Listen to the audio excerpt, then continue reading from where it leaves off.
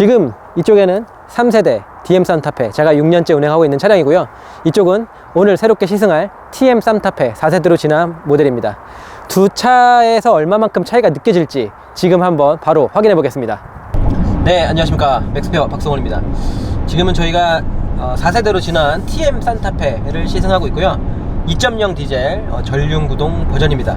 아마도 판매량이 2.0 디젤의 전륜구동 버전이 가장 판매량이 많을 것으로 생각이 되고요.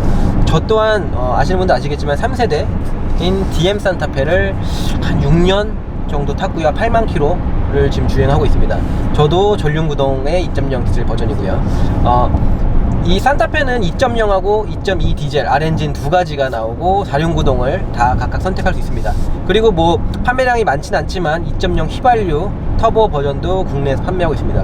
뭐 3세대 때도 그 DM 산타페도 2.0 휘발유 터보도 뭐 있고 그 3.3 람다도 들어가고 하는데, 해외 버전 같은 경우는, 근데 국내에서는 2.0하고 2.2 디젤만 판매하다가 이번에는 TM 산타페부터는 뭐 외수용 뭐 북미 버전 같은 걸로 많이 판매가 되던 2.0 휘발유 버전도 이제 국내에서 판매를 하고 있습니다. 물론 판매량이 많지는 않습니다, 연비 때문에.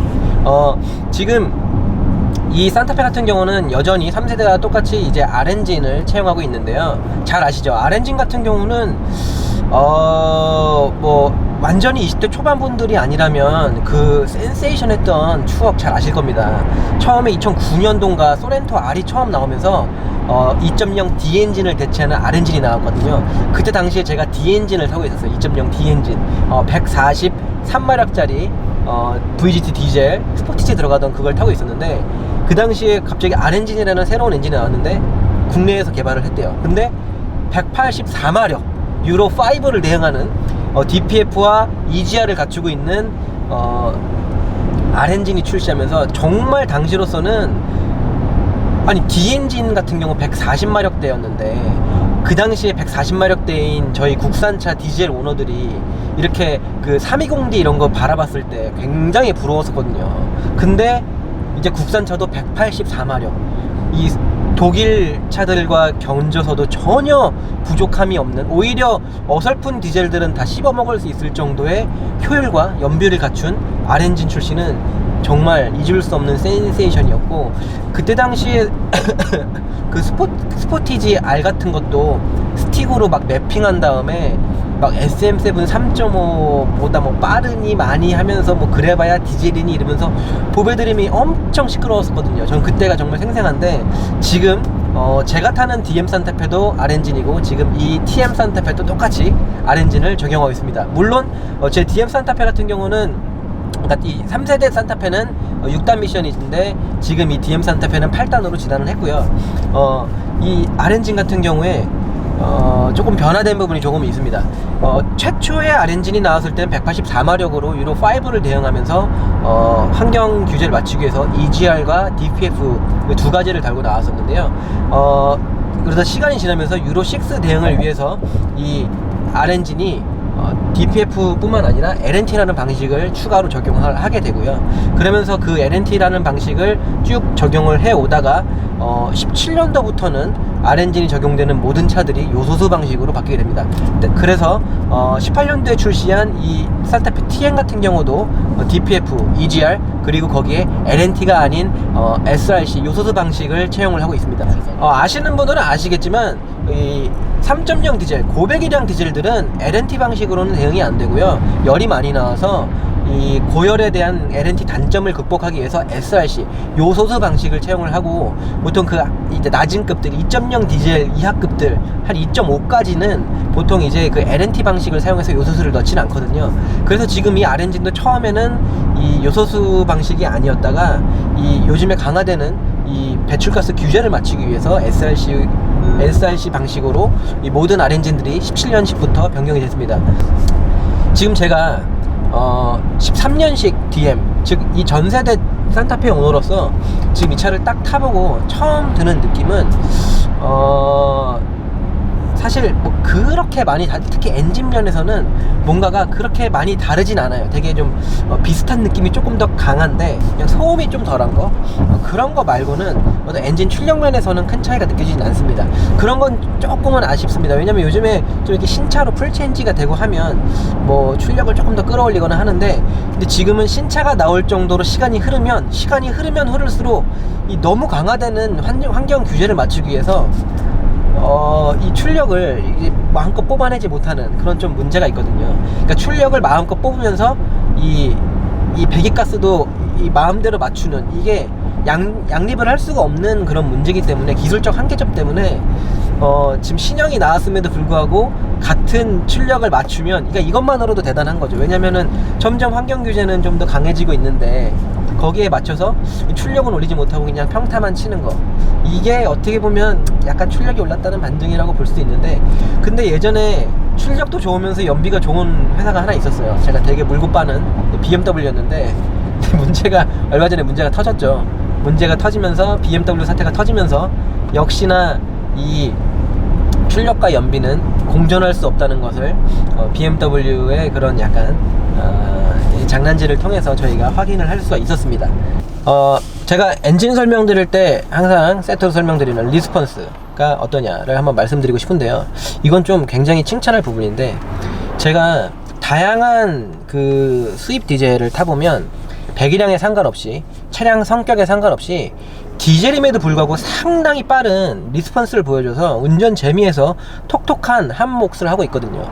근데 그런 면에서 비교했을 때 이 국산차들, 저도 정말 디젤을 오래 타고 있지만 이 국산 디젤들은 이 리스폰스가 너무 느려서 참 많이 답답하고 좀 그런 게 좀 짜증이 나는데, 지금 현행 이 TM 산타페에 장착된 R엔진은 이 3세대의 R엔진과 똑같은 엔진이지만 리스폰스 면에서 정말 많은 개선이 있었습니다. 제가 한번 보여드릴게요.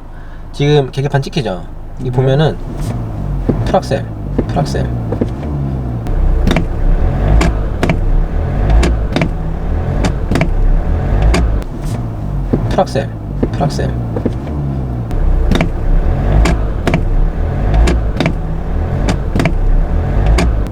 이 정도면 우리 얼마 전에 시승했던 코나나 K3 휘발유 있잖아요. 그런 휘발유랑 거의 유사한 정도예요. 그리고 상승하는 속도 있지, RPM 상승하는 속도는 1.6 휘발유 애들보다 빨라. 진짜? 이 정도면 풀악셀 쳤을 때 이 올라가는 속도가 오히려 휘발유 애들이 더 느려. 아반떼급 바로 풀악셀 치면 바로바로 반응하잖아. 이게 안 되거든요. 제 차는 안 돼요. 이게 지금 제가 타고 있는 이 전세대 산타페에 장착된 R엔진의 리스폰스와 비교하면 하늘과 땅 차이입니다. 이건 좀 대박인 거지. 국산차가 이렇게 할 줄 몰랐어. 저번에 윤감독 너가 그랬잖아. 현대가 맥스표를 본 거 아니야? 그런 개소리를 했었는데, 아무튼 리스폰스가 정말 빠르다는 거는 아주 많이 칭찬해줄 부분이라고 생각하고요. 이 정도 리스폰스는 달고 있어야 어디 수입차들하고 명함이라도 내밀지. 그리고 디젤 엔진 설명드리면서 절대 빼먹으면 안 되는 게 뭐냐면 소음 진동이야. 근데 소음 진동이 굉장히 주관적일 수가 있잖아요. 근데 저는 다행스럽게도 전세대 산타페를 타봤던 그 오너고, 현행도 오너고, 근데 지금 현행 이 산타페가 많은 다수 언론에서 소음 진동이 정말 많이 개선이 됐대. 이 디젤 엔진이 휘발유보다 진동이 심한 이유가 압축비가 높아서 그렇거든. 근데 이게 압축비를 좀 떨어뜨렸다고 하더라고. 근데 뭐가 됐건 그런 거는 다 필요 없고, 실제 진동이 줄었냐, 소음 진동이 어떠냐, DM 산타페 오너 입장에서 봤을 때 소음은 확실히 줄었어. 소음이 너무 줄었어. 근데 문제는 진동은 똑같아. 지금 보면 아이들링 상태인데요, 진동이 생각보다 많이 올라와요. 전세대하고 비교해서도 지금 저는 8만 킬로를 주행한 차인데도 이 3세대 DM 산타페 8만 킬로 주행한 썩은 차랑 비교를 해도 지금 이 신형 이 주행한 지 3천 킬로밖에 안 탄 TM 산타페의 진동과 비교를 하면 진동 상태는 별 차이가 없어요. 이건 팩트입니다. 진짜 앉아있으면 누가 TM 산타페의 소음 진동이 되게 적다고 하거든, 아이들링 해놓고 같이 조수석에 앉아보세요. 가만히 있으면 이 엉덩이와 이 핸들로 느껴지는 이 진동 어쩔 건데? 오잖아. 이게 좀 느껴지네. 대시보드 진동이 있거든. 전 세대보다 그렇게 덜하지가 않아. 우리가 통상적으로 디젤 엔진 가지고 소음 진동이 덜하다고 할 때는 2.0에서는 그런 말 쓰긴 좀 어렵고, 아무리 시끄러워도 3.0 디젤부터 조금 소음 진동이 좀 이렇게 많이 좋다고 표현하는 게 맞는 거죠. 그래서 뭐 530D나 뭐 그런 차들, 또는 벤츠 E클래스에서도 나오고 S클래스에서 나오는 그런 3.0 디젤들에 대한 소음 진동은 정말 깜짝 놀랄 정도고, 제가 느껴본 차들 중에는 지금 현행 G30으로 팔리고 있는 BMW 5 시리즈 550D가 터보 4개 달린 거 있잖아요. 그거 탔는데 그거는 승용차도 뺨을 때리겠더라고. 진짜 조용해. 진짜 부드럽고 400마력이라는 게 느껴지지 않을 만큼 되게 부드럽고 고급진 세팅인데, 뭐 그거랑 비교를 하는 건 아니지만 이 디젤 엔진에서 좀 소음 진동이 좀 덜하고 조용하고 편하다라고 하려면 아무리 못해도 3.0은 가야지 2.0 디젤 가지고는 좀 소음 진동이 좀 이렇게 되게 좋다고 말하기는 좀 어려울 것 같습니다. 그리고 연비, 또 디젤 엔진이면 또 소음 진동만큼이나 연비 설명을 또 빼먹을 수가 없죠.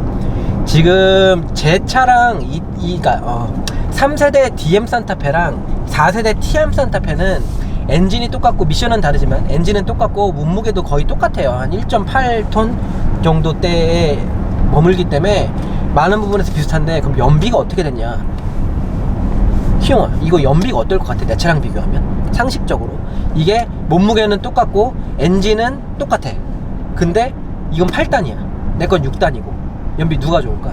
얘가 더 좋지 않나? 당연히 8단이 좋을 것 같지. 다단화되면 효율이 좋고 100km도 달리면 RPM이 1500이야. 얘는 내 거는 2000 정도 돼.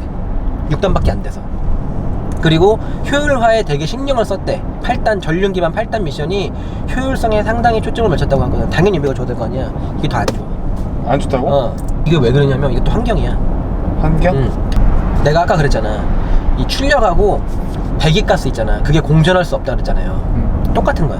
이 출력하고 이 연비가 공존을 할 수가 없거든. 근데 요즘에는 원래 옛날에는 차가 새로 나오고 하면, 엔진이 새로 개발되면 출력과 연비를 모두 잡았어. 그러면서 계속 발전했어, 엔진이. 근데 어느 순간 환경 규제가 치고 들어오면서 출력을 올리면서 이 연비도 올리면서 이 환경 배기가스까지 잡는 거는 정말 말이 안 되는 거야. 이게 아마도 이 강화된 이 배기가스 규제를 맞추기 위해서 SCR 방식까지 투입을 했지만, DPF, EGR, SCR 방식이라는 채용할 수 있는 가장 괜찮은 방식의 진화된 방식의 배기가스 저감 기술을 채용을 하고 있지만, 그럼에도 불구하고 이 연비까지 잡기 힘든 거지. 지금 DM 산타페는, 이건 뭐 좀 옛날 얘기인데, 처음에 출시했을 때 내 차가 14.4였어 복합 연비로. 14.4면은 굉장히 좋은 연비거든. 근데 중간에 걸렸어, 뻥친 게. 그래서 13.8로 내려갔어, 연비가. 그래갖고 돈 환급 받았어. 현찰로 40얼마인가 받았어. 현대. 욕하고 싶은데 참을게요. 네, 넘어가고. 그래서 13.1이다 보니까 이 차가 주행을 좀 해보면 연비가 그렇게 좋진 않아요. 2.0 디젤 치고 연비가 막 좋다고 느끼진 않는데, 그럼 여기서 또 다른 대안이 하나 있잖아요, 감독님. 윤 감독, 너 이거 2.0 휘발유 나야 되는지. 2.0 휘발유를 고르면 어떤 문제가 발생하냐? 복합 연비가 9km야. 그럼 사람들이 9km? 좀 안 좋긴 하네? 근데 뭐 휘발유 엔진이면 9km일 수도 있지 않나? 이럴 수도 있잖아. 왜냐면 사회 초년생이나 이 차를 첫 차로 타시는 분들은 복합 연비 9km에 대한 기준이 없으실 수도 있어. 그럼 내가 분명히 또 말씀을 드려야지. 여러분, 복합 연비 9km가 얼마나 안 좋은 연비냐면, 너 M3 연비가 얼마인지 알아? 윤 감독? M3? M3 3.0 트윈터보 450마력 제로백 4.1초. 정말 빠르지. 그 차 연비가 얼마인지 알아? 공인으로 아니면 뭘로? 공인 복합 연비 한 6km? 야, 우리 윤 감독이 아직 운전을 좀 별로 안 해서 감이 조금 없네. 여러분, M3 연비가 9.4야. 공인이? 복합 연비가. M3 연비가 훨씬 좋은 거야. 그건 3.0의 트윈 터보야. 그리고 세팅이 어때? 엄청 빨라. 레스폰스가, 이게 치는 RPM 속도가 정말 빨라. 세팅이 뭐야? 연비 세팅이야? M3가? M3, M4가 연비 세팅이겠어? 전혀 아니지. 어떻게 하면 조금이라도 더 치고 나갈까? 어떻게 하면 RPM을 터보지만 고-RPM을 조금이라도 더 쓸까? 이것만 생각한 엔진이야. 그러면 911은 어떨까? 포르쉐 911. 911까지 가야 돼? 아, 포르쉐 뭐? 포르쉐 911하고 산타페 TM하고 휘발유하고 연비 차이가 어떨까? 잘 봐. 911도 까레라 기본형이 있고 힘을 더 쓰는 까레라 S가 있어. 그쵸. 그리고 무진장 빠른 911 터보가 있어. 터보는 빼고 3.0, 그러니까 까레라하고 까레라 S가 3.0이야. 근데 정확한 비교를 위해서 TM도 4륜이 들어가고 걔도 4륜이 들어간 911 까레라 4S 힘센 엔진 중에 4륜. 그 연비는 가장 안 좋을 거야. 그거랑 비교하면 그게 9.1이야. 9.1이라고? 아까 얘가 몇이었지? 휘발유가? 9. 왜 9? 포르쉐 911 까레라 4S는 유지가 가능하지만 그리고 BMW M4는 경제적인 차지만 산타페 TM 휘발유는 복합 연비가 9밖에 안 된다는 거. 그럼 그 정도면은 결제 올릴 때 연비 그 누락시킨다 올린 거 아니야? 연비? 가리고 올렸나? 그치. 조그맣게 폰트 7로 올리고 딴 데 막 11로 하고. 그러니까 그 산타페 휘발유 모델의 연비는 매우 아쉽다는 거 여러분들이 반드시 알고 계셔야 되고, 제가 예전에도 뭐 스팅어 같은 거 G70 같은 거 시승할 때 분명히 말씀을 드렸는데, 스팅어 연비가 3.3이 복합 연비 8.1이면 뭐 고배기량이기 때문에 그럴 수도 있지 않냐고 하시는 분들 계시는데, 그것도 비교해보면은 뭐 BMW 750Li X드라이브하고 비교해도 훨씬 안 좋은 연비야. 훨씬 무겁고 훨씬 배기량 크고 기통이 2개 더 달린 그런 차랑 비교해도 현대기아는 아직까지 엔진에 있어서 이 출력이나 뭐 리스폰스 이런 거는 좀 잘해내고 있지만, 이 연비에 있어서는 아직 아쉬움이 좀 있다는 거 분명히 알고 계셔야 되고, 이 혹시라도 휘발유 모델을 생각하시는 분들은 내가 M3보다 연비가 다소 나쁜 차를 타고 있다는 거 반드시 알고 계셔야 됩니다. 네.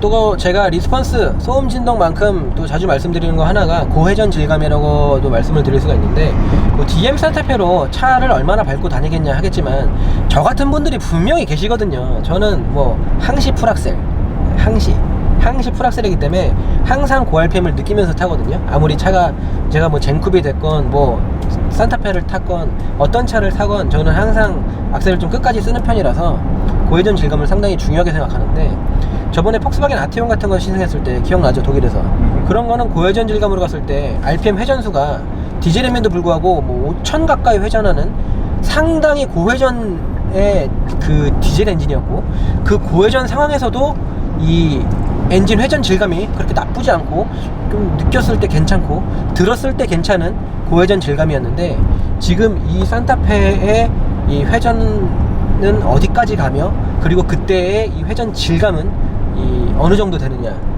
저는 그냥 이 정도면 그냥 평범하다고 말씀드리는 게 좋을 것 같습니다. 그리고 우리 얼마 전에 시승했던 K3나 이 코나 감마 엔진 1.6 휘발유 엔진은 고회전 질감이 너무너무 안 좋아서 직접적인 단점으로 지적을 했었는데, 지금 이 R엔진의 이 고회전 질감은 그냥 평범하다고 말씀드리는 게 좋을 것 같고요. 지금 산타페 같은 경우에 4세대로 진화하면서 이 전세대와 비교해서 가장 큰 차이점이라고 하면 어떻게 보면 미션이라고도 할 수가 있습니다.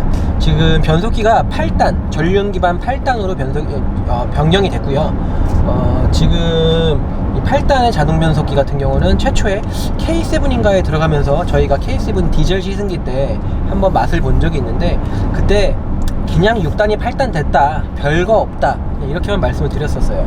근데 지금 이 TM 산타페에 장착된 이 8단 변속기, 일단 변속기 자체는 좀 특이한 게, 원래 이 8단 변속기면 유성기어, 이 플래너터리 기어가 그 패키지가 4개가 있어야 되거든요. 유성기어 하나가 이 변속 2개 단을 담당을 해요. 그래서 기존의 6단 변속기 같은 경우는 유성기어가 3개가 있거든요. 그러면 이 3개가 알아서 6단을 감당을 하는 건데, 지금 이 8단 변속기는 유성기어가 4개가 아니라 3개만 있어요. 6단하고 똑같이. 그리고 그 클러치 팩을 하나 넣어놔서 클러치 팩을 이용해서 8단을 구현한 조금은 독특한 방식의 이 변속기고요. 이럴 수밖에 없었던 이유는 이 유성기어가 변속기에서 쌓아 올려요. 변속기가 옆으로 가가 길어져요. 한쪽이 길어질 수밖에 없어요. 근데 후륜 기반 같은 경우는 엔진이 있고 그 엔진 뒤에 미션이 있고 미션과 그 뒤로 가는 구동축까지 거리가 길기 때문에 얼마든지 그 막 10단, 11단, 12단, 14단 이 맘만 먹으면 20단까지 해갖고 막 변속기가 앞에 엔진부터 뒤로 가는 뒷바퀴까지 길이만큼 돼도 상관은 없어요, 구조적으로. 근데 전륜 구동은 엔진이 가로로 놓이고 그리고 옆으로 이 차의 가로 길이 안에 엔진과 미션이 같이 들어가야 되기 때문에 어쩔 수 없이 이 공간적인 한계가 있을 수밖에 없거든요. 그래서 유성 기어를 4개까지 패키지를 넣게 되면 가로 길이가 너무 길어져서 이 구조적으로 전륜 기반 같은 경우는 그렇게 하기에는 좀 부담이 있어서 지금 이 8단 변속기 같은 경우는 좀 독특하게 유성 기어는 3개 그리고 클러치 팩이 들어가 있는 형태입니다. 그리고 제조사에서 말하기를 뭐 테이프 타입 베어링을 볼 베어링으로 바꿔서 효율성을 끌어올리고 솔레노이드 밸브를 용량을 키우고 간접 방식에서 직접 방식으로 변경을 해서 반응성이나 이 변속감을 더 개선을 했다 이런 얘기들 하는데 그건 다 테크니컬한 얘기들이고 사실 그 자체가 크게 와닿는 건 별로 없습니다. 우선 변속 속도 상당히 중요하죠. 이 변속 속도가 어떠냐 한번 보여드릴게요. 윤감 더 찍히죠? 네. 자 업 다운.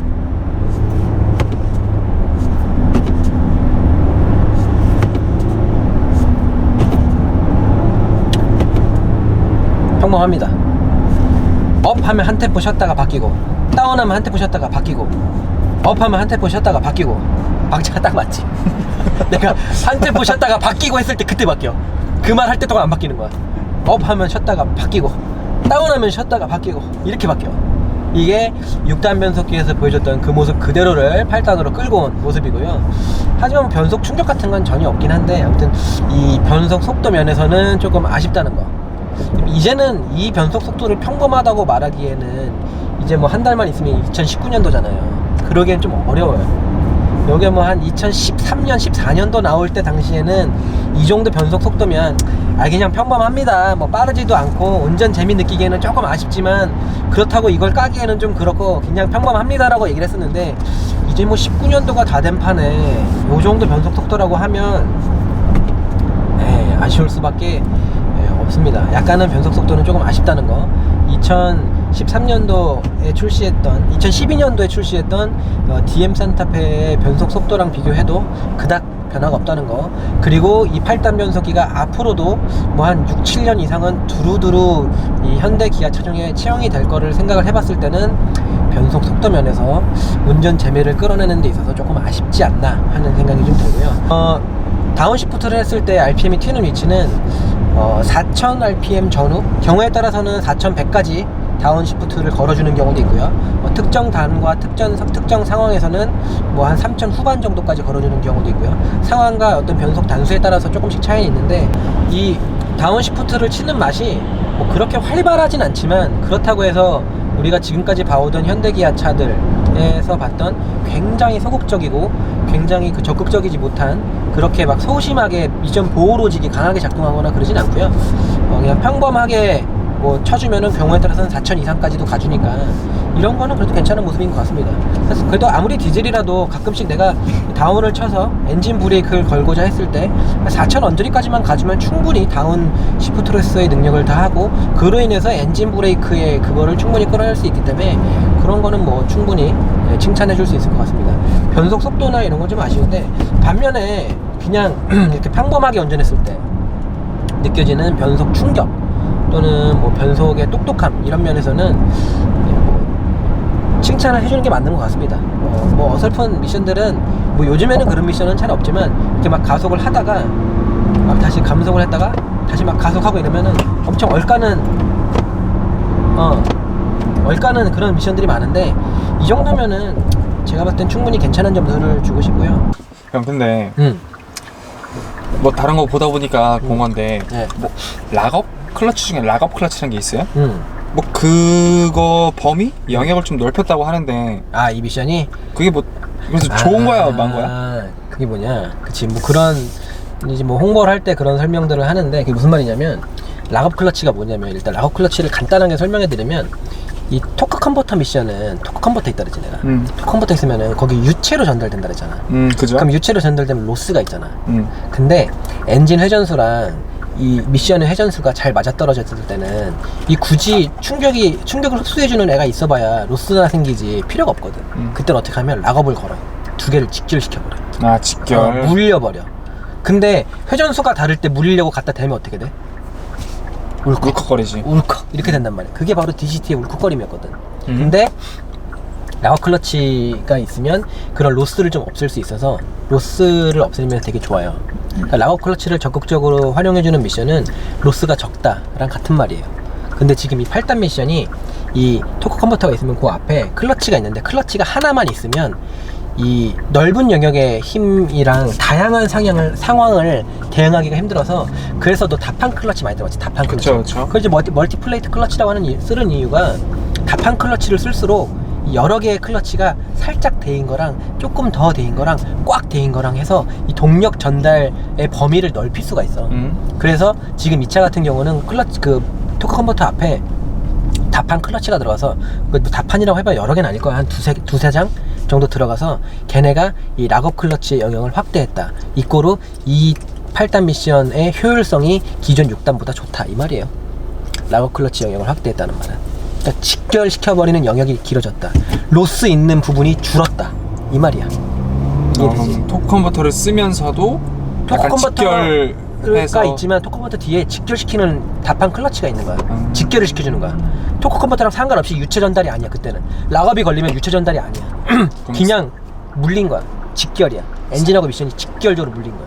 항상 동작은 하지 않겠네. 그치. 출발할 때 이럴 때 못 쓰지. 출발할 때 락업 못 걸지.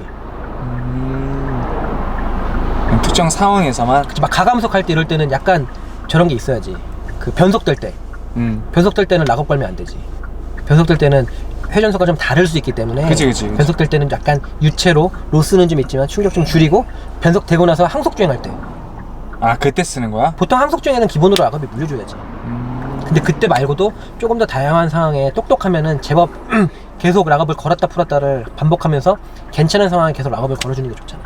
그럼 다른 차들은 락업을 안 쓰던 거야? 쓰지. 쓰는데 얘는 더 많이 쓴다. 더 많이 쓴다. 락업 거는 영역이 길다. 이꼬르 로스 있는 게 적다. 뭐 이건데 그러면은 그걸 우리가 뭘로 느껴야 되지? 몸으로 느끼는 게 아니라 락업이 길다는 거는 뭐 RPM이나 이런 걸 통해서도 우리가 느낄 수 있는데 그런 거 말고 연비가 좋아지는 거지. 얘기가 나온 김에 EGR, DPF 얼마 전에 EGR 그 사태 터졌잖아. BMW 사태 불나는 거. 그런 것도 다 EGR과 관련 있고 한데 요즘에 뭐 환경 규제 말이 정말 많고 그로 인해서 얘도 LNT 방식에서 SCR로 바뀌었다. 근데 그게 도대체 뭐냐, DPF 뭐냐 이런 게 있는데 그냥 간단하게만 설명을 드리면 유로5, 유로6가 강화되면서 대표적으로 그 규제하는 물질이 크게 보면 두 가지인데 하나가 검댕이 숯가루 있잖아. 매연 밟으면 옛날 그 트럭들 보면 검정색 확 나오는 거 있잖아. 그 검댕이 가루 하나랑 그 파티클이라고 하고 또 하나가 질소 산화물이야. 질소 산화물은 뭐 산성비의 원인이 되기도 하고 사람 몸에도 되게 안 좋은데 이 질소 산화물은 질소잖아. 질소랑 산소랑 반응해서 생긴 산화물이잖아. 근데 질소가 반응을 해. 원래 질소는 반응성이 엄청 낮잖아. 아주 안정화된 기체이기 때문에 대기 중에 80% 정도가 질소인데 대기 중에 80%를 이루고 있는 질소는 원래 산소랑 반응을 해서 질소 산화물을 만드는 게 쉽지가 않아. 그걸 만들려면 억지로 고온 고압의 환경이 돼야 돼. 고온 고압? 어디서 많이 들어본 환경인데 엔진 실린더 내부야. 엔진 실린더 내부는 고온 고압의 환경으로서 질소 산화물이 생기기 너무 좋은 조건이야. 그래서 이 유로의 기준은 유로5, 유로6 넘어가고 이러면서 이 검댕이 가루와 질소 산화물을 어느 정도 이하로 줄일 것을 강제하고 있거든. 근데 그걸 줄이기 위해서 우리가 다양한 방법을 쓰는데 대표적으로 DPF, 뭐 디젤, 뭐 파티클 필터 뭐 이래갖고 DPF 같은 경우는 방금 말했던 그 검댕이 가루 있잖아. 그거를 포집해서 강제로 태워서 없애는 이 검댕이 가루 없애는 거야. 그래서 실제로 요즘 나오는 디젤들은 뒤에서 보면 검댕이 가루가 아예 안 나와. 맞아. 제로야, 제로. 10만 킬로를 타도 DPF 손상이 없으면 매연 뒤에를 긁어봐도 안 나와. 그게 맞는 거야. 그리고 EGR, 뭐 Exhausted Gas Recirculation System이라고 뭐 말은 길지만 바로 이게 BMW 사태의 원인이 됐던 그건데 EGR이 뭐냐면 배기가스 재순환 장치야. 말만 들어선 잘 모르겠는데 이게 뭐냐. 배기가스가 나오잖아. 한 번 더 걸어놓는 배기가스가 나오면 항상 그런 건 아니고 나오는 배기가스가 일부가 옆으로 빠져서 다시 흡기로 돌아가. 근데 이게 뭐 이 특정 조건값이 되면 배기가스 밸브가 있거든. 밸브를 열어서 배기가스를 보내고 안 보내고 하는 거야. 근데 이 배기가스를 보내면 문제가 뭐냐면 배기가스가 다시 흡기로 간다 그랬지. 그러면은 배기가스가 흡기로 가면 흡기 쪽에 카본 찌꺼기 좀 그런 게 좀 쌓여요. 그게 문제가 되고, 근데 그게 많이 쌓이잖아. 근데 이 흡기 쪽이 약간 그 뜨겁거든. 그러면은 그 기름 덩어리, 이 여기서 나온 이 기름 덩어리가 이 흡기 쪽에 쌓여 있다가 그 기름 덩어리가 쌓이는 그 흡기 매니폴드가 옛날에는 그걸 철로 돼 있었는데 요즘엔 소재가 플라스틱이거든. 강화 플라스틱. 그게 타버리는 거야. 그래서 화재가 발생하는 거지. 아, 그 쌓여 있다가 흡기 쪽에 그 쌓여 있다가 이제 되는 건데, 아무튼간에 EGR이라는 거는 흡기 쪽으로 배기가스를 보내면 무슨 일이 벌어지냐면 엔진 내부로 들어가는 게 산소만 들어가는 게 아니라 배기가스가 좀 섞여. 그럼 어떻게 돼? 출력 떨어지는 거야. 출력이 좀 떨어질 거 아니야. 그게 뭔 말이냐면 효율성이 떨어져. 그렇지. 효율성이 떨어지는 게 무슨 말이냐면 엔진에서 제대로 된 연소, 폭발 이게 잘 안 돼. 그게 무슨 말이냐면 엔진 온도가 떨어져. 엔진 온도가 떨어지면 질소 산화물이 덜 나와. 고온 고압의 환경에서 질소가 산소랑 반응하거든. 이 고온 고압의 환경을 좀 없애주는 거야. 고온의 환경을 좀 제거시켜주는 게 바로 EGR의 역할이야. 근데 그렇게 엔진에다가 이제 배기가스가 추가로 들어간댔잖아. 그럼 엔진 안에 또 때가 더 끼지 않나? 엔진 안에는 괜찮아. 어차피 거기는 폭발이 일어나는 공간이기 때문에 그 디젤 연료 같은 거 분사하면 거기에 씻겨나가기도 하고 그 자체가 문제가 되지 않는데, 흡기 쪽은 노답이야. 어떻게 씻어줄 수가 없어. 사람이 씻어줘야 돼. 아무튼 간에 여기에는 EGR이라고 해서 재순환 장치. 근데 또 EGR도 얘기하면 좀 얘기할 게 있는데, 내 차에는 13년식에서 15년식 정도 사이에 있는 그 DM 산타페들은 저압 EGR이라는 걸 갖고 있어. 지금 없어졌거든. 근데 저압 EGR이 좀 문제가 있어갖고, 이 문제가 뭐냐면 저압 EGR 같은 경우는 DPF에 문제가 생기면, 쉽게만 말씀드릴게요. 뭐 다 설명드리면 좀 기니까, 그 DPF 쪽에 문제가 생기면 터보가 사망하고, 터보가 사망하면서 엔진이 사망해. 그래갖고 터보 DPF가 한번 나가면, DPF도 비싸거든요. 근데 DPF 한번 나가면서 견적이 DPF가 고장나면 뭐 아니면 도야. 100만원 나오든가 600 나오든가 둘 중 하나야. 아무튼 간 터보까지 다 나가. 엔진도 다 사망하고. 그런 걸 단점을 보완하기 위해서 이 14년인가 15년식 이후로 나오는 RNG는 저압 EGR이 삭제됐어. 아무튼 간에 그건 이제 뭐 특정 차종 얘기고, 지금 이거 같은 건 다 개선이 돼 있거든. EGR이 뭘 감소했다고? 질소 산화물 감소했지. 근데 다 감소한 건 아닐 거 아니야. 나오잖아. 근데 마지막 나오는 거를 얼마 전까지 17년식까지 나왔던 RNG들은 LNT 방식을 이용해서 더 추가적으로 질소 산화물을 제거했어. 근데 이 17년식 이후로 나오는 RNG들, 바로 이 차에 적용된 건데, 이거 같은 경우는 LNT 방식이 아니라 SCR 방식, 요소수 방식으로 바뀐 거야. 이 고배기량 디젤들에 쓰던 요소수 방식, 좀 더 강력한 방식이야. 그거는 EGR을 통해서도 저감되지 않고 나오는 질소 산화물이 있을 거 아니야. 나오면 암모니아 있지. 암모니아를 배기가스에 직접 뿌려. 직접 분사, 칙 뿌려. 그럼 암모니아가 NH4잖아. 그 NH4가 나오는 질소 산화물하고 반응해서 질소 기체랑 이산탄소로 다시 환원을 시키는 거야. 산화 반응, 실린더 내에서 산화 반응이 일어났던 거를 SCR에서 요소수를 뿌려갖고, 요소수에서 나온 게 암모니아로 변하면 그 암모니아가 다시 질소 산화물을 에서 산소를 제거하는 그런 환원 반응이 다시 일어나는 거야. 그게 지금 2차에 적용되어 있는 SCR 방식. 그래서 EGR, DPF, SCR 이렇게 쓰는 게 가장 통상적으로 봤을 땐 가장 강력한 방식이야. 2차에 대한 적용되어 있는 거. 그로 인해서 어쩔 수 없이 뭐 DPF 같은 것도 기름을 더 먹어. DPF에서는 기름 더 먹는 게 뭐냐면, DPF 앞뒤로 차압 센서가 들어가거든. 압력 센서. 그래갖고 차압을 재보고 앞뒤 압력차가 커지면 이 필터 안에 검댕이가 가득 쌓였구나라고 판단을 해서 연료를 더 써갖고 이 안에 있는 걸 태워. 그런 방식을 이용하는 거기 때문에 뭐가 됐건 환경 규제를 맞추기 위해선 뭐 분사량을 좀 늘리고 그럴 수밖에 없어. 기름을 더 써. 지금 4세대로 지난 TM 산타페는 서스펜션 세팅에서 어떤 큰 특징이 있진 않습니다. 전세대랑 비교해서도 그렇고, 뭐 요즘 차들과 비교해서도 그렇고, 그냥 평범하게 전륜에는 맥퍼슨, 뒤에는 그냥 멀티링크가 들어가 있는 평범한 서스펜션 세팅을 갖고 있고요. 이 급의 산타페 같은 차량을 설명드릴 때 굉장히 중요한 게 댐퍼의 단단함도 설명드리는 게 되게 중요할 것 같아요. DM 산타페에 비교해서는 확실히 조금 물렁한 댐퍼를 가지고 있습니다. 그래서 일반적으로 주행했을 때 승차감은 조금 더 괜찮은 것 같습니다. DM 때는 약간 이 서스펜션 세팅이 조금은 좀 딱딱한 그런 게 있어서 이 승차감 훼손이 좀 있었거든요. 반면에 운동 성능은 못 잡았어요.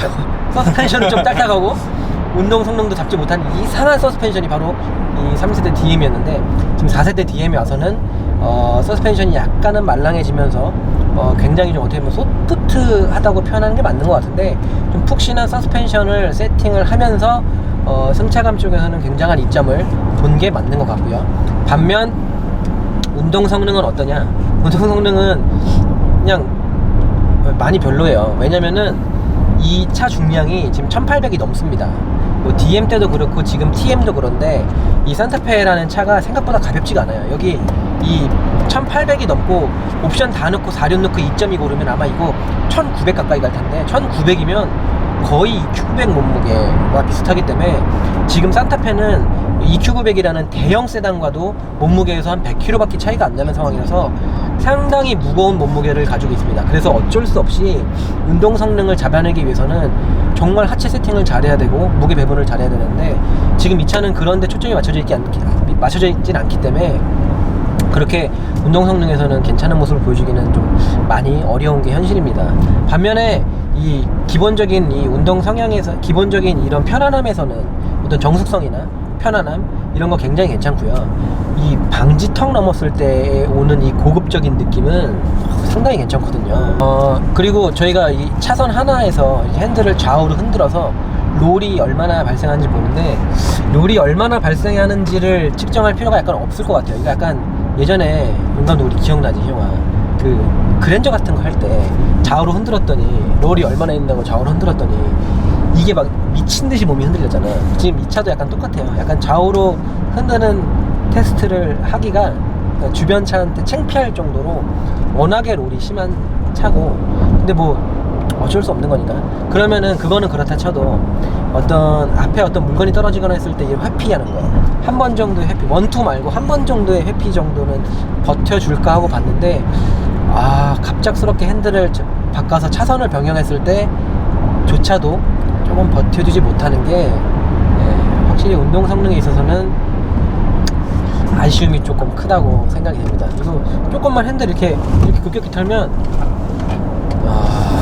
그리고 지금 이 차는 3세대랑 다르게 ATCC가 들어가 있어요. ATCC가 전 모델에 기본으로 들어가 있는데, ATCC가 뭐냐면 3세대 DM 산타페에서는 4륜 구동을 선택해야지만 들어가는 게 ATCC인데, 지금 TM 산타페는 4륜을 넣지 않아도 전 모델의 디젤 같은 경우에는 이 ATCC가 들어가거든요. ATCC가 뭐냐면, 뭐 풀어서 설명하면 좀 이상한데, 어드밴스드 트랙션 컨트롤 코너링 컨트롤? 아무튼 이래갖고 이 코너링을 들어갈 때 브레이크를 좀 걸어서 언더스티어를 없애준다는 건데, 어디서 많이 들어봤지, 형아? 언더스티어를 없애주는 브레이킹, 바로 이게 토크 벡터링이거든요. 토크 벡터링이 이 차같이 낮은 급에서는 이 좌측으로 꺾었을 때 바깥쪽 바퀴에 힘을 더 몰아주는 게 어렵다 보니까 안쪽 바퀴에 브레이크를 걸어서 상대적으로 이 언더스티어를 줄여주는 그런 방식을 채용하고 있는데, 그게 바로 그냥 ATCC고요. 이 상급 버전의 좋은 차들, 우리 저번에 시승했던 아우디 A7 같은 거나 바로 얼마 전에 출시한 벨로스트 N 같은 거에 들어가는 전자식 LSD 같은 경우는 코너링에 들어갔을 때 직접적으로 답한 클러치가 붙어갖고 바깥쪽에다가 힘을 더 몰아줘서 언더스티어를 없애는 방식을 채용하고 있습니다. 통상적으로는 직접 답한 클러치가 붙어서 바깥쪽 바퀴에 힘을 몰아줘서 이 언더스티어를 없애는 게 조금 더 진화된 방식이고, 조금 더 좋은 고급 방식이고, 운전자가 느끼기에도 조금 더 적극적으로 몸으로 느낄 수 있는 방식이고요. 브레이크를 잡아줘서 언더스티어를 없애는 방식은 사실 크게 도움이 되진 않고, 크게 몸으로 느껴지는 적극적인 방식이라고 보기는 조금 어렵습니다. 지금 이 산타페에 적용된 ATCC를 느껴보기 위해서 많은 코너링에서 핸들을 잡아 돌려보고 했는데도 불구하고 크게 와닿진 않고요. 완만한 코너에서는 더더욱이 크게 몸으로 와닿지는 않습니다. 이 ATCC가 작동하는 조건이 핸들링의 타각, 그리고 악셀레이터를 얼마나 밟았는지, 그리고 뭐 요 센서, 차의 요값, 그리고 뭐 G 센서가 뭐 0.6 이상의 횡지값이 걸렸을 때 ATCC가 작동을 한다고 하는데, 근데 제가 봤을 때는 통상적인 상황에서는 크게 많이 작동을 하는 것 같진 않고요. 반면에 조금 특이한 거는 이 ATCC를 느끼기에 되게 괜찮은 방법 중에 하나가 뭐냐면, 차선을 하나 안에서 핸들을 조금만 흔들어 보는 거예요. 이렇게 조금만. 이 몸이 살짝만 기우뚱 롤이 많이 생기지 않을 정도로만 살짝 기우뚱 하면 뒤쪽 바퀴에 이질감이 느껴져요. 브레이크 거는 게 느껴집니다. 근데 이게 도움이 된다기보다는 약간의 이질감으로 다가오기 때문에 저는 개인적으로 뭐 ATCC의 적용을 뭐 해준 거니까 고마운 건데, 뭐 운전을 하면서 크게 도움이 된다, 뭐 언더스티어가 확실히 적다 라고 말하기는 좀 많이 어려울 것 같습니다. 그리고 지금 이 차에는 4륜구동이 적용되어 있지 않지만 선택을 하는 경우에는 4륜구동을 넣을 수가 있잖아요. 근데 이 차의 4륜구동 이름이 현대에서 채용하고 있는 H트랙이라는 이름을 갖고 있습니다. 근데 이거 꼭 말씀드려야 되는 것 중에 하나가, 우리 윤감독 G70에 들어가는 4륜구동 이름 뭐죠? H트랙. 제네시스에 들어가는 거는, 그러니까 지금은 G80이죠. G80에 들어가는 이름은 H트랙. EQ900에 들어가는 4륜구동 이름은 H트랙. 근데 이 차에도 들어가는 게 H트랙이야. 그럼 과연 다 같은 H트랙이냐, H트랙이 전자식으로서 되게 좋다고 하는데 좋냐? 저는 꼭 말씀드리고 싶은 게 뭐냐면, 이 전륜구동 기반의 4륜구동은 정말 좀 많이 허접합니다. 지금 이 차는 4륜구동이 들어가 있지 않지만 4륜구동을 타도 뒤로 구동력을 적극적으로 보내질 않아요. 그러니까 앞뒤 구동력에 있어서 대부분을 앞으로만 보내지 뒤로 구동력을 보내는 경우가 상당히 극히 드물고, 뭐 최대 뭐 37%까지를 뒤로 보낼 수 있다고 하는데, 근데 뭐 저한테 개인적으로 산타페 소렌토를 사는데 4륜구동을 살까요? 라고 물어보신다면 저는 적극적으로 말리고 싶은 입장이고요. 반면에 G70이나 스팅어 같은, 또는 뭐 G80, 뭐 G90 같이 에쿠스 같은 차량에 4륜구동을 넣어도 되냐고 물어보신다면 저는 그냥 뭐 넣으세요, 넣고 싶으면. 왜냐면 그 4륜구동을 그런 차들은 넣게 되면 후륜 기반의 H트랙이기 때문에, 후륜 기반의 4륜구동은 비교적 앞뒤 구동력 배분이 전륜구동에 비해서는 적극적으로 보낼 수 있거든요. 그래서 그런 경우는 실제로 4륜구동의 이득을 어느 정도 볼 수는 있지만, 전륜 기반의 4륜구동이라고 한다면 저는 별로 추천드리고 싶지 않습니다. 수입차 같은 경우도 BMW를 예를 들어 보면 엑스드라이브 제가 상당히 좋아하고 상당히 똑똑한 4륜구동 시스템이라고 생각을 하는데, X1에 들어가는 건 전륜 기반이고 X3랑 X5에 들어가는 건 후륜 기반이에요. 그래서 같은 엑스드라이브라고 하지만 BMW 같은 경우도 X1 같이 전륜 구동에 들어가는 이 4륜 구동은 후륜 기반에 비해서 그렇게 적극적이지 않습니다. 더욱이 엑스드라이브에 비해서는 기술력에서 부족한 현대기아의 이 4륜 구동은 전륜 기반의 4륜 구동이었을 때 조금 더 아쉬운 모습을 보여주기 때문에, 저는 개인적으로 이 산타페 소렌토 쪽에서의 뿐만 아니라 뭐 투싼 스포티지, 호나 스토닉 같은 전륜 기반의 4륜 구동의 채택은 별로 선호하지 않습니다. 추천을 드리지도 않고요. 해봐야 뒤로 구동력을 거의 보내지 않습니다. 혹시라도 H트랙이라고 해서 H트랙? 그럼 내 차에 내가 여기서 4륜 구동을 넣으면 내 산타페에도 에쿠스 같은 EQ900에 들어가는 똑똑한 후륜 기반의 4륜 구동이 들어가는 게 아닌가 라고 생각을 하실 수도 있기 때문에, 그거랑은 많이 다른 시스템이 들어간다는 거 꼭 아셔야 됩니다. 산타페 TM에서 조금 마음에 드는 것 중에 하나가 뭐냐면, 고속에서의 브레이킹이라고 말씀드릴 수 있어요. 고속 브레이킹이 지금 제가 이렇게 약간 속력을 좀 올려서 주행을 하다가 속력을 좀 줄이려고 속력을 좀 줄여보면 브레이크 한 반만 밟아서 쭉 잡아주는 이거 맞지? 요거랑 다시 재가속을 한 뒤에 속력을 좀 끌어올릴게요. 좀 끌어올려서 고속도로를 타다가 앞에 어떤 카메라나 이런 게 있어서 급제동이 아니라, 뭐 급제동도 급제동이지만 급제동 말고 그냥 이렇게 쭉 가다가 속도를 좀 줄여야겠다 싶어서 악셀을 반만 밟고 줄이는 거 쭉.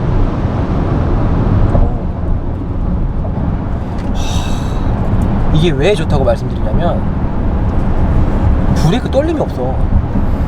현대기아는 지금 DM 산타페도 그렇고 그 저번에 시승했던 그 아반떼 스포츠도 그렇고 쭉 밟다가 한 170, 80까지 막 가다가 거기서 브레이크 반만 밟잖아? 쭉 천천히 떨구면 한 바늘이 180 정도에서 100쯤 왔을 때부터 두두두두두두두두 엄청 떨린단 말이야. 열변형 와갖고. 근데 그 기분이 너무 더럽거든요. 근데 그걸 알면서 타 그냥 그러려니. 디스크를 바꿔도 의미가 없어. 똑같은 디스크니까 그냥 고속 브레이킹 한 번만으로 열 변형이 와버리는 아쉬운 브레이크였는데, 지금 이 TM 산타페에 들어가 있는 디스크는 물론 뭐 서킷을 가거나 와인딩을 가거나 하면 워낙에 차의 무게가 무거워서 금방 지치는 모습을 보여주겠지만, 우리가 바라는 게 딱 이거야. 한 번 정도 고속에서 브레이킹 쭉 잡았을 때 그 정도 열만 잡아주면 너무 좋잖아. 한 번 정도는 내가 브레이킹 할 수도 있는 거잖아. 근데 그걸 잡아줬다는 거 너무 좋습니다. 나 너무 마음에 들어 이거는. 이 정도만 해줘도 돼. 내가 무슨 뭐 서킷을 가겠다는 게 아니라니까. 이 차로 이 정도만 해도 정말 실용 영역에서 대부분의 삼촌들은 불편함을 느끼지 못할 괜찮은 브레이크 디스크라고 저는 생각이 되고요. 그리고 이 정도 브레이크 디스크라면 삼촌들이 부담 없이 조금 더 괜찮은 브레이크 패드로 올릴 수도 있어. 디스크가 버텨주니까. 근데 순정 패드도 못 버티는 좀 형편없는 디스크에다가는 괜찮은 패드를 어떻게 넣어? 더 좋은 패드 들어가면 더 디스크 공격성이 강해지고 디스크는 더 못 버티는 건데. 그리고 제동거리 자체는 뭐 크게 짧다고 말씀드리기는 좀 어려운데, 그냥 평범한 수준의 그런 브레이킹 능력은 보여주고, 뭐 지치는 것도 반복 제동이 들어가거나 하면 차량에 무게가 있어서 그런 건 당연히 어쩔 수 없는 건데, 그거는 뭐 동급의 수입차들도 뭐 비슷한 거니까. 근데 적어도 고속으로 쭉 고속주행을 하다가 그냥 한 번쯤 이 브레이크를 밟아서 속도를 쫙 줄였을 때 정말 떨림 없이 그냥 쫙 서주는, 속도가 쫙 줄어드는 이 맛이 너무 좋습니다. 그동안의 국산차에서는 쉽사리 만나보지 못했던 브레이킹 성능이라서 이런 거는 칭찬을 드리고 싶고요. 그리고 뭐 이 서스펜션 셋업과 이 앞뒤의 무게 배분, 당연히 앞뒤 무게 배분 한 6대4 정도 되는데요.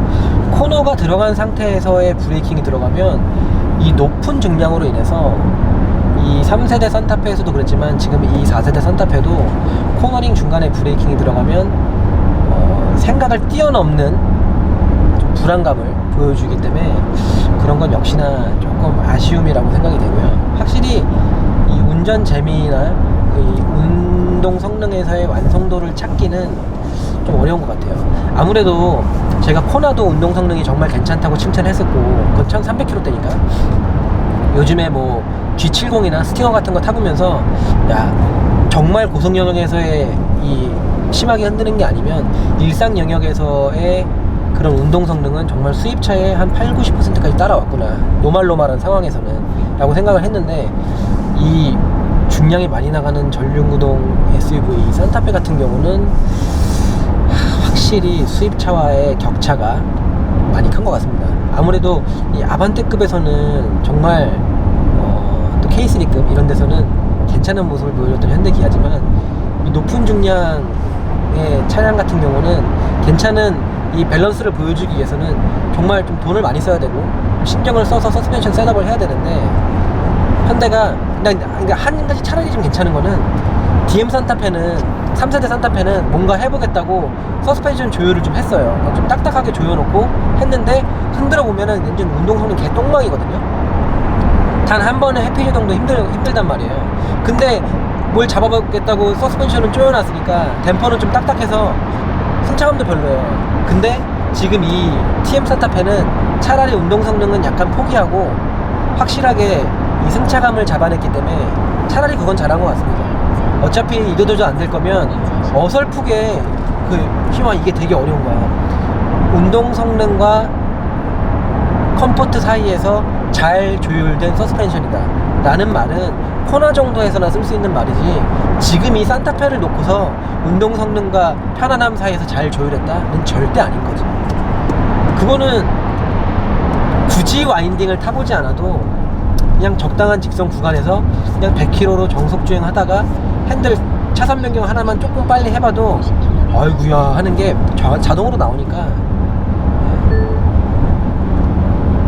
혹여라도 이게 뭐 운동 성능과 편안함 사이에서 잘 조율된 괜찮은 차라고 판단을 하신다면 약간의 무리가 있다고 저는 생각이 되고요. 그런 거는 우리 삼촌분들이 직접 한번 타보시고 핸들 조금 흔들어 보시면, 뭐 서스펜션도 서스펜션인데 중량을 이기지 못하고 타이어도 좀 놓기도 하고 쉽지 않습니다. 이 중량에서 나쁘지 않은 맛을 보여준다는 게 정말 쉽지 않은 거기 때문에 그리고 지금 이 4세대 TM 산타페는 이 핸들링이 C타입일까요? R타입일까요? 요즘 거니까 R? 요즘 거라서 R타입이 드디어 들어갔어요. 얼마 전까지 그 K7 저희 예전에 시승할 때도 한 1년 넘었죠. K7 시승할 때도 C타입 넣었다고 내가 엄청 깠잖아요. 근데 많은 사람들이 옹호를 하기도 했어. 현대 입장을, 현대기아 입장이 옹호해서 뭐 그 급에는 필요 없지 않냐 라고도 많이 하고 국내 도로 사정을 막 얘기하기도 했는데, 현대가 내 차 3세대 DM 산타페에다가 C타입 MDPS 넣으면서 뭐라 그랬냐면 국내 도로 사정엔 잘 맞대. 그러면서 막 스포티지나 투싼 같은 것도 C타입 들어가면서 수출형에는 R타입 들어갔단 말이야. 근데 지금 이 산타페는 R타입이야. 현대기아 말대로 하면 뭐야 이거? 뭐 국내 도로가 바뀌었겠지. 아니지, 돈 낭비지. 우리 도로는 안 바뀌었어. 돈 낭비지. 왜 우리 도로 사정에 맞지 않는 R타입을 넣은 거지? 난 이제 까도 되는 건가? 그런 거야?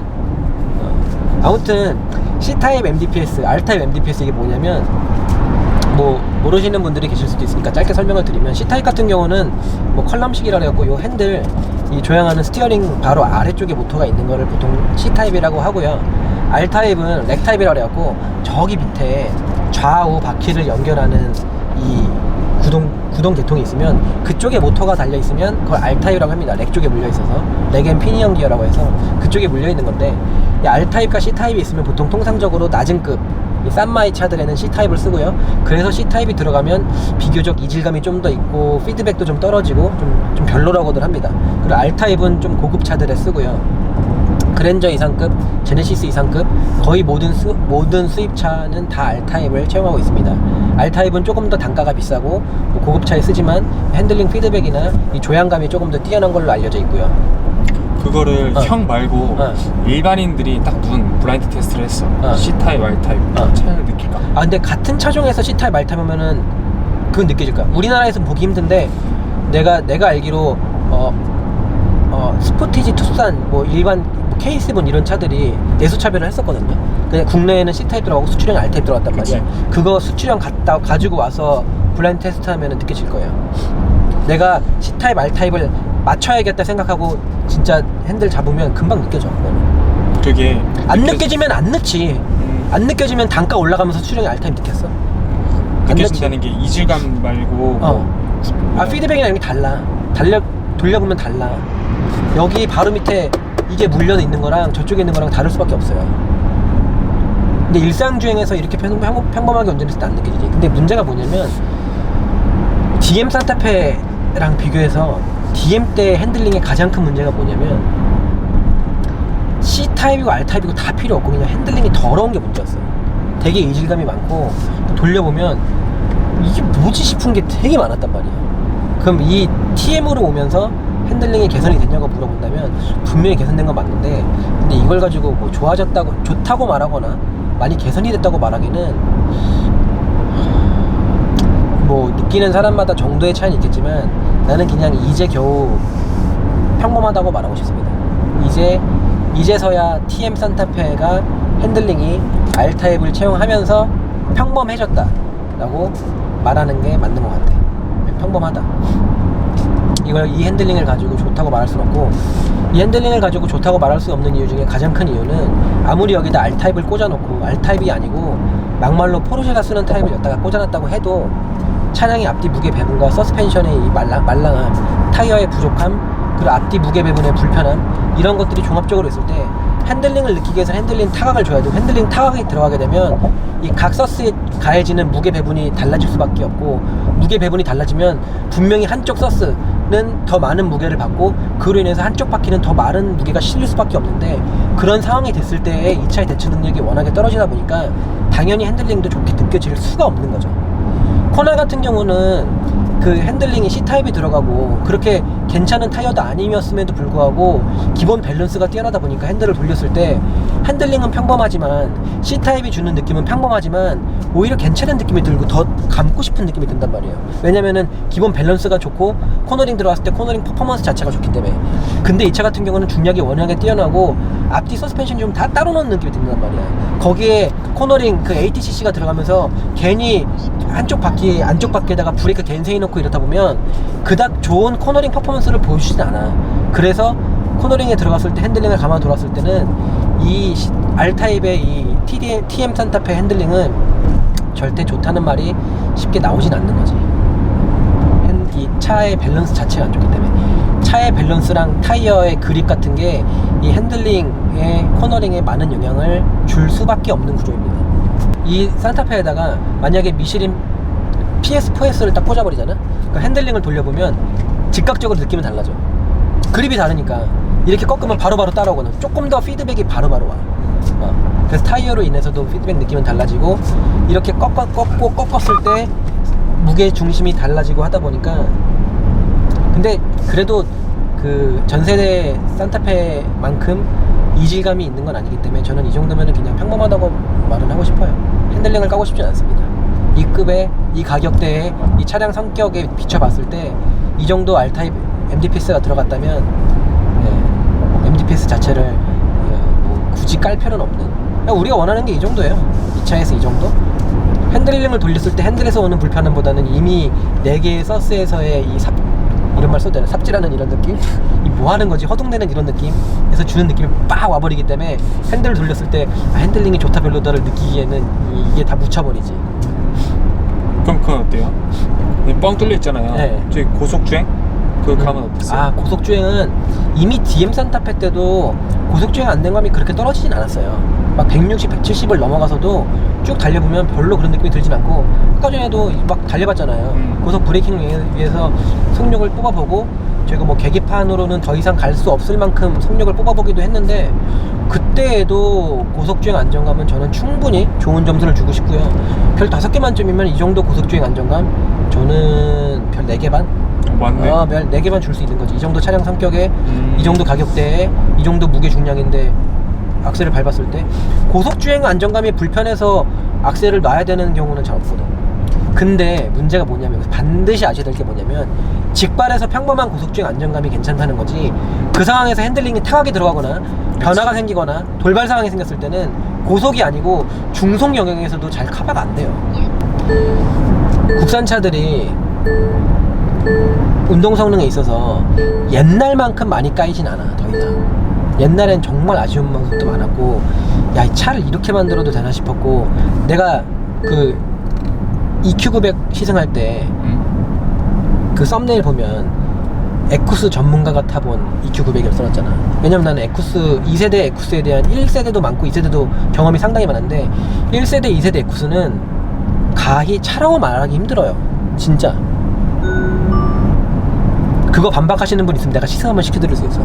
회피제동 한 번이면 살려달라는 소리가 절로 나올 거야. 그래서 1세대 2세대 에쿠스는 실제로도 해외 판매량이 상당히 적을 뿐더러 해외에 팔 수가 없어. 해외에 팔면 그냥 내 얼굴에 침 뱉는 거야. 그냥 안방에서 우리 아버님들한테나 파는 차지 해외에서 판매했다가는 정말 큰 불화를 일으킬 수도 있는. 뭐 발음 조심하고. 발음 조심하고. 불화. 맞아. 불화를 일으킬 수 있는. 아무튼간에 근데 요즘 그 현대기아 차들이 운동 성능 기본기에서 정말 기본은 해주는 괜찮은 모습들을 보여주고 있는데 일부 차종은 기본을 넘어서 뭐 코나나 아반떼 스포츠도 그렇고 G70 스팅어 같은 거 좋은 모습을 보여주고, 근데 지금 이 1.8톤이 넘는 이런 전륜구동 SUV는 그 앞에 셋업뿐만 아니고 뒤쪽 조율도 그렇고, 뭐 차라리 승차감의 조율을 맞춰서 그 부분을 괜찮다고 평가를 해야 될 수도 있겠지만, 근데 그거는 너무 봐주는 것 같고, 그렇게까지 봐주면 안 될 것 같고, 왜냐면 롤이 심하다고 했잖아요. 롤이 심하면 좌우로 했을 때 이게 심하단 말이에요, 롤이. 그 무게중심하고 롤센터가 너무 멀기 때문에 어쩔 수가 없어, 이 SUV들은. 그래, 거기까지는 봐주겠다 이거야. 그러면 좌우 2번까지 하는 건 힘들어도 한 번은 해줘야 돼. 한 번은. 그 한 번이 바로 우리가 말하는 회피제동이거든요. 회피제동. 근데 이거는 한 번은 회피제동에서도 그랜저 IAG 때처럼 워낙에 이 승차감 위주의 세팅을 해놔서 운동 성능에서는 좀 아쉬움을 보일 수밖에 없는데, 그리고 이 좌우 앞쪽에서 좌우를 잡아주는 이 안티롤바도 롤을 잡아주는 것도 이 세팅 자체를 그렇게 강하게 해놓지 않았어요. 근데 제가 봤을 때 이 차가 롤을 잡겠다고 안티롤바를 좀 강한 걸 넣어놓으면 오히려 괜히 그립력만 더, 타이어 그립만 더 잃고, 그런 거는 차라리 좀 잘한 것 같습니다. 그냥 어차피 이 승차감 세팅을 하는 와중에 이 롤을 잡기 위해서는, 그러니까 롤이 적다고 해서 무조건 좋은 게 아니거든요. 롤을 무조건 적게 하다가는 그립력이 더 잃을 수도 있는 건데, 지금 같은 경우에 안티롤바 세팅은 적당히 승차감을 유지하면서 그나마 이 안에서, 그나마 이 망가진 운동 성능 안에서 마지막 그래도 하나 해보겠다고 한 게 안티롤바를 그나마 이렇게 강하게 조여놓지 않아서 좌우로 흔들고 했을 때 조금은 그립을 버티는 것 같고요. 그 이외에는 많은 셋업들이 워낙에 이 승차감에 맞추다 보니까 아쉬움이 좀 크게 나올 수밖에 없는 것 같습니다. 그리고 뭐 비슷한 크기의 뭐 벤츠에서 나오는 GLC나 BMW X3 같은 차하고 뭐 비교를 해봤을 때는 가격차가 분명히 있겠지만, 가격차를 감안하더라도 요즘의 국산차와 요즘의 수입차의 차이라고는 좀 생각되지 않을 만큼 격차가 좀 많이 큰 편입니다. 그런 거는 좀 아쉬울 수밖에 없어요. 윤 감독 X3 같은 거 안 타봤죠? 전 탔죠. X3 타봤어? 저희 연구시 선배가 X3 맨날. X3 같은 거는 아까 전에 이렇게 한 번 정도 했을 때는 가볍거든. 가다가 앞에 이게 뭐야? 이렇게 했을 때 앞에 뭐가 떨어졌어. 앞에 저기 뭐야? 앞에 사고가 났어. 피했을 때 이렇게 지금은 막 한 80km니까 이렇게 이 정도 느낌으로 피했지만, 이 속력이 조금 높아졌을 때는 근데 또 하나 괜찮은 것도 또 하나 있어요. 이게 뭐냐면, 방금같이 이렇게 피할 때 어쩔 수 없이 그립이 떨어지다 보니까 VDC가 들어오잖아. 근데 VDC가 어설프게 들어오진 않아. 정말 괜찮은 시점에 괜찮게 들어와서 그래도 회피를 할 때 VDC가 회피 제동을 조금은 도와준다는 거. 그러니까 소프트웨어적으로는 그래도 좀 개선이 됐어요. 예전에 내 산타페 같은 거는 13년식 DM 산타페는 정말 VDC가 멍청해. 아주 많이 멍청해. 심지어는 ABS까지 멍청해. 원래 VDC라는 게 ABS랑 브레이크랑 다 콜라보 해서 작동하는 건데, TCS랑. 근데 그 VDC가 되게 바보같이 들어오거든요. 아무 때나 들어오고, 들어와야 될 때 안 들어오고 다 지난 다음에 들어올 때도 있고 막 이런데, 근데 지금 같은 거는 핸들 딱 털면, 터는 순간, 그립 잃는 순간 바로 VDC가 깜빡깜빡하면서 그 그립을 잃는 바퀴 쪽에 브레이크 제동 걸어주면서 적당히 작동을 해주는 게, 그런 거는 그래도 조금이나마 VDC의 개선은 좀 칭찬해줄 만한 것 같고요. 그리고 이 현대기아의 특징인데, 그러니까 수입차하고 이 산타페하고의 차이점이 또 뭐가 있냐면, 기본적으로 X3랑 비교는 안 되겠지만 조금 비교를 해드리면, 이 운동 성능에서의 기본기 차이도 있겠지만, 그거보다 스테빌리티가 깨질 때 리니어하게 깨지지가 않아. 수입차는 코너에 들어갔을 때 내가 차에 무리를 30만큼 주면 차가 불안해지는 정도도 30만큼이고, 그 30만큼이 몸으로 좀 느껴진단 말이야. 내가 좀 옌병을 했더니, 내가 좀 심하게 좀 지랄을 했더니 지랄한 만큼 차가 나한테 불안감을 준단 말이야.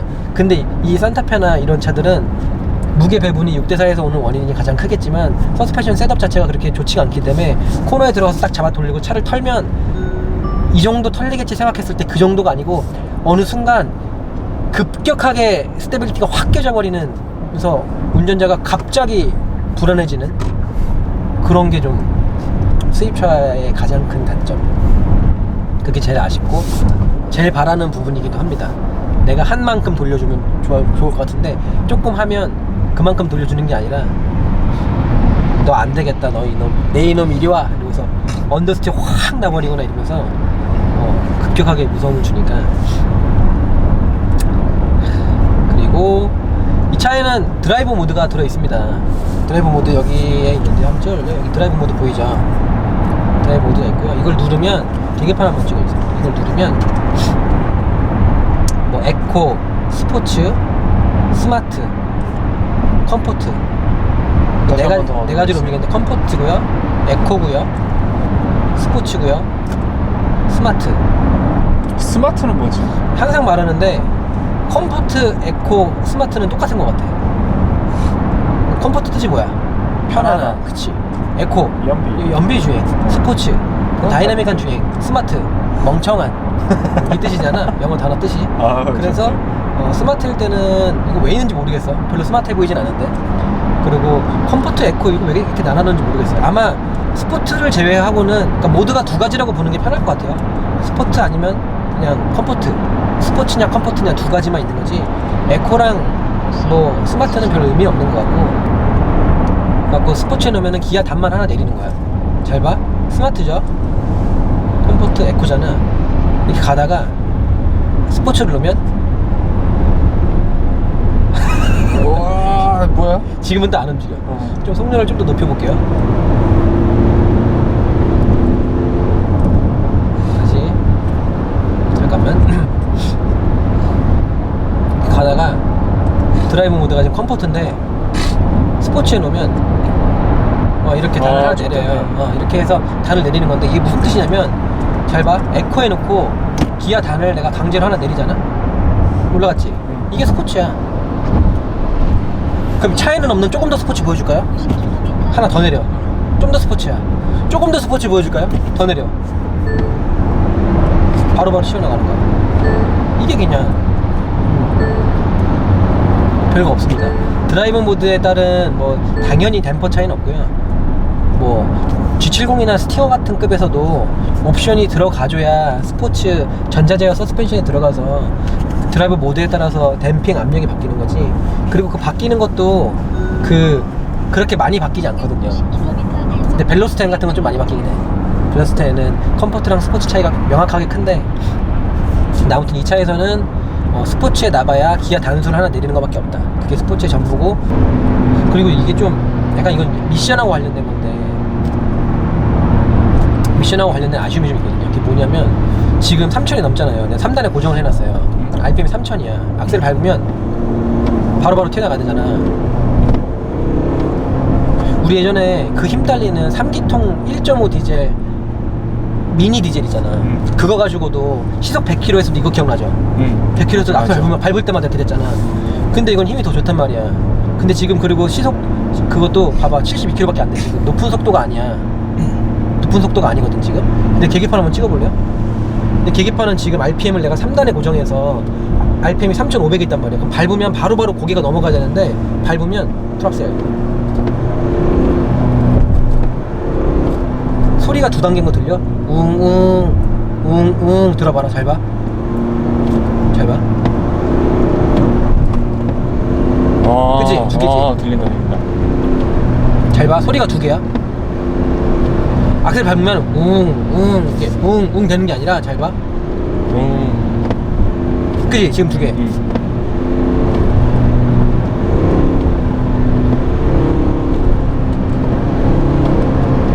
이게 뭐냐면 토크 컨버터가 처음 밟으면 악셀 반응을 먹어. 악셀이 직결되어 있질 않아갖고 토크 컨버터에서 로스가 좀 있어. 미션이 그 즉각적인 반응이 아니라, 아까 엔진 리스폰스는 이게 되게 좋은 거 맞죠? 밟으면 엔진은 바로바로 반응하는 애란 말이야. 엔진은 할 일을 다해. 내가 밟으면 바로바로 RPM을 띄워. 근데 그 엔진에서 나온 동력을 토크 컨버터가 잠깐 먹고 한 템포 쉬었다가 차를 보내. 그게 좀 아쉬운 것 같아. 갖고 지금도 이렇게 고단에다 물려놓고 밟았을 때 차가 밟으면 바로바로 이렇게 좀 이렇게 바로바로 반응해주는 맛이 있어야 되는데, RPM을 상당히 높이 띄워놓고 기어를 고정해놨음에도 불구하고 바로바로 차가 튀어나가지 않고 악셀을 밟으면 처음에 잠깐 엔진 동력을 토크 컨버터가 먹어버리고 로스가 생긴 다음에 그러고 나서 차가 반응하는 거, 그거는 좀 이 8단 미션의 좀 아쉬움인 것 같아요. 그러면은 이 차가 운동 성능, 이 서스펜션에서 그렇게 단점밖에 없느냐? 아까도 조금 지나가면서 말씀을 드렸는데, 승차감을 개선하기 위해서는 많이 노력을 한 게 눈에 좀 보입니다. 그래서 이 DM 산타페랑 비교했을 때 가장 큰 차이점은 운동 성능은 정말 도찐개찐 그냥 누가 더 바보일세라 경쟁을 하고 있는데, 승차감에서는 정말 명확하게 3세대와 극명하게 구분이 되고요. 그런 면에서 정말 많이 개선이 됐고, 특히나 뒷좌석의 승차감은 3세대랑 비교했을 때 더욱더 크게 변화를 한 것 같아서 그 부분은 충분히 칭찬해주고 싶습니다. 가장 좋은 게 뭐냐면, 서스펜션이 물렁한데 물렁하고 이 스트로크도 길게 내면 범프를 쳤을 때, 즉 방지턱을 받고 이 서스펜션이 안으로 밀고 들어왔을 때 쉽게 들어오잖아요. 물렁하니까. 쉽게 들어오면 리범프를 했을 때 다시 되돌아갈 때도 좀 빨리 돌아가면서 형편없이 그립도 없이 그냥 텅 하고 나버리는 경우도 있는데, 지금 이 DM 산타페는 리범프 하는 맛이 가히 수입차와 비교해도 상당히 고급스러운 느낌을 줍니다. 정말 고급스럽고 정말 괜찮은 느낌을 주는 그런 서스펜션 댐퍼의 세팅이라서 운동 성능은 정말 두말할 수 없이 별로였지만, 방지턱을 넘거나 약간 요철이 있는 구간을 지나거나 조금 이렇게 불규칙한 노면을 지날 때의 이 실내에서 느껴지는 이 감각은 약간 정말 고급 SUV를 타고 있는 듯한, 너무 좋지 않아요? 이렇게 평지만 좋은 노면을 갈 때 말고 거친 노면을 가거나 특히 방지턱을 넘을 때는 전 세대하고 너무나도 이렇게 진동을 걸러주는 맛이 정말 저는 괜찮다고 생각하고, 이건 정말 리범프 할 때의 그 스트로크 세팅을 정말 잘한 거예요. 그냥 리범프가 그냥 돌아가게 냅두면은 되게 싼마이 느낌 나고 되게 텅 하면서 이상하게 이 방지턱을 넘게 되는데, 정말 부드럽게 방지턱을 넘고 나서의 차의 거동도 최고. 그리고 산타페 전 모델에는 제가 아까 말씀드렸잖아요. ATCC 들어있다고.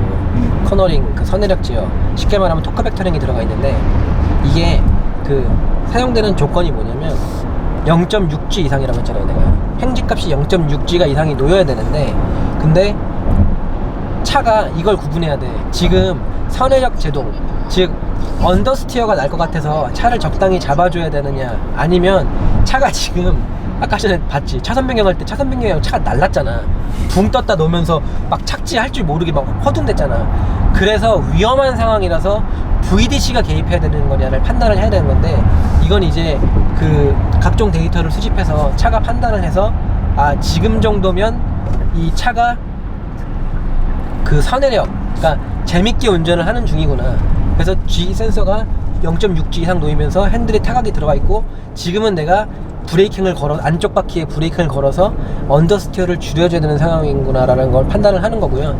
차가 그게 아니라 아예 휠스핀 센서가 스핀을 감지해서 지금은 차가 재밌는 운전이 아니라 운전자가 위험하게 놓였구나 라고 생각이 되면 ATCC가 아니라 VDC가 개입을 하면서 악셀은 무시하고 브레이킹이 들어가면서 차를 좀 더 안전하게 잡아주면서 브레이크가 그 VDC가 들어오게 되는 겁니다. 그런 두 개의 세팅값 차이가 있어요.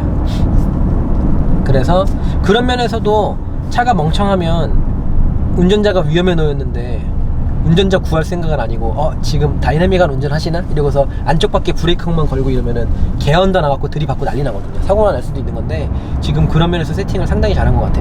아마도 현대기아가 DM 산타페 때는 4륜구동에만 ATCC를 넣어주고, 지금 TM에 와서는 전 차종에 이 ATCC를 넣어줄 수 있는 이유는 바로 VDC가 똑똑해졌기 때문에 이제는 모든 차에 적용해도 안전이 확보가 돼서 넣는 것 같아요. 그러니까 DM 때는 전륜구동에는 이 ATCC가 안 들어가요. 전륜구동 DM 산타페 같이 이 VDC가 멍청한 차에다가 ATCC 넣으면 위험할 수도 있어. 언제 ATCC가 작동하고 언제 VDC가 작동을 해야 될지 그거를 명확하게 차가 구분을 못하거든, 멍청해서. 근데 지금 이 TM 산타페에 와서는 VDC가 굉장히 똑똑해지고 세련돼졌고요. 그 판단을 똑똑하게 빠르게 판단할 수 있기 때문에 전 차종에 ATCC를 넣어서 언제가 언더스티어고 언제가 위험한 상황이고 판단을 잘 하는 거지. 그래서 이 옵션을 전 차종에 그냥 뿌린 거지, 이제는. 이거 약간 고급 정보인데, 이거. 옛날에 노 사장님이 하던 거, 이거 아무나 모르는 고급 정보인데, 이러는 거. 그러니까 DM 산타페에 ATCC 잘못 넣으면은 회피했을 때 있잖아, 아까 전에. 그럴 때마다 VDC가 들어와야 되고, VDC가 들어와서 차의 스테빌리티를 빨리 잡아줘야 되는 건데, 그거 못 하거든. 그걸 구분을 빨리 못 해.